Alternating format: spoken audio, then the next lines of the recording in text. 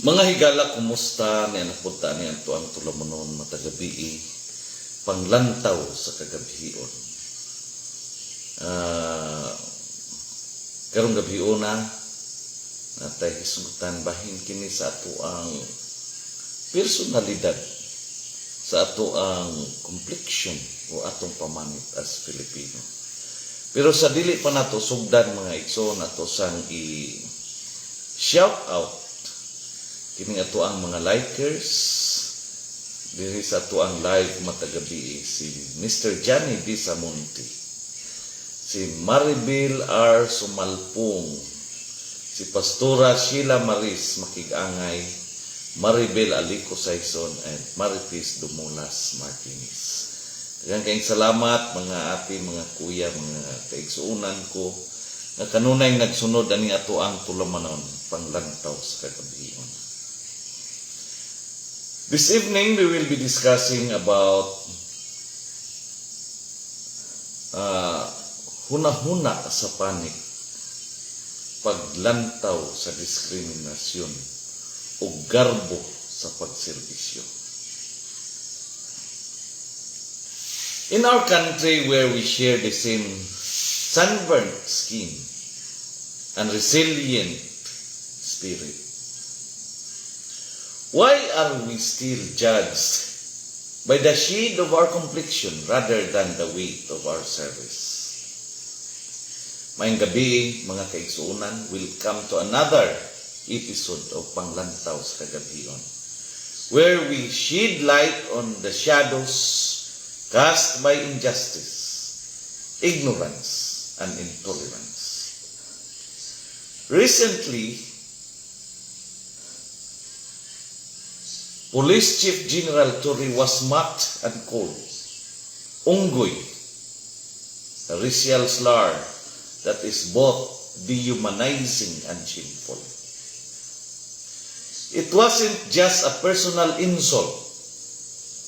It was an attack on every Filipino who shares his skin tone, his Visayan roots, his humble beginnings. General Torre asked the question that struck a nerve.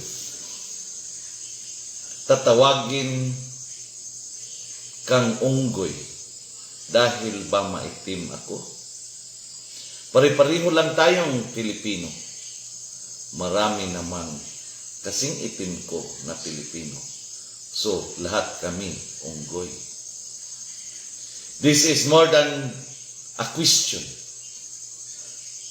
It is a mirror to a society that still clings to colonial mindset and colorist biases.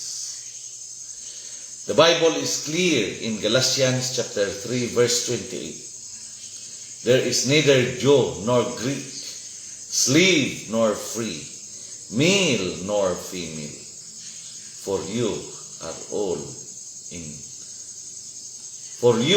all one in Christ Jesus. Kung tinuod kita nga Kristohanon, dapat patas ang pagtanaw. Dili base sa kolor, sa panit, kundi sa kasing-kasing na serbisyo. Under Republic Act number 10951, racial discrimination is punishable by law. Section 16 of the Revised Penal Code as amended clearly prohibits act of humiliation based on race, ethnicity, and physical traits. Dili nilang moral issue, balaod kini. What happened to General Torre is a wake-up call. Instead of ridiculing him, he should be applauding his efforts sa iyang panindigan as public service, sa pagtabang sa charity, o sa iyang paglikay sa politikang hugaw. He stood not just for himself, but for every Filipino who has been mocked, ignored, or sidelined because of their appearance. Let me say this, as Bisaya and as Filipino, garbong Filipino si General Torre.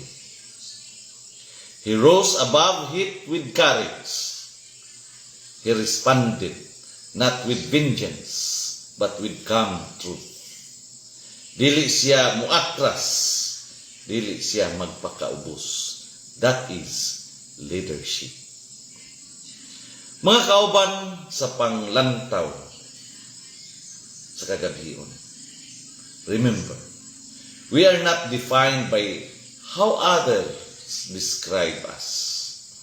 We are defined by how we rise above their words. Let us use our voices not to mock, but to build. Not to destroy, but to defend. Not to hit, but to hope. Proverbs chapter 31 verse 8 to 9. Speak up for those who cannot speak for themselves. Defend the rights of the poor and needy. This is panglantaw sa kagabhion diin ang kahayag sa kamatuuran mo dan-an bisan pa sa kangitngit. Ininyong kauban sa pagpamalandong o panindigan. Padayon kita sa pakigbisog alang sa kamatuuran o panaghiusa. Ininyong alagad, higala o igsoon. Jeremias labahot tubigon mo ingon. Sa atong pagpangandoy og matarong nga katilingban, ang kamatuuran gayud ang atong suga. Ug sa kangit-ngit sa kasaysayan, ang tinud-anay nga pamunuan, ang labing hayag nga paglaom. Daghang kayong salamat. Og shout out dai sa naasa atong screen no, dili mo appear. Daghang kayong salamat ug ang Dios magapanalangin ug magapanalangin ug magapanalangin kanatong tanan. Maayong gabi.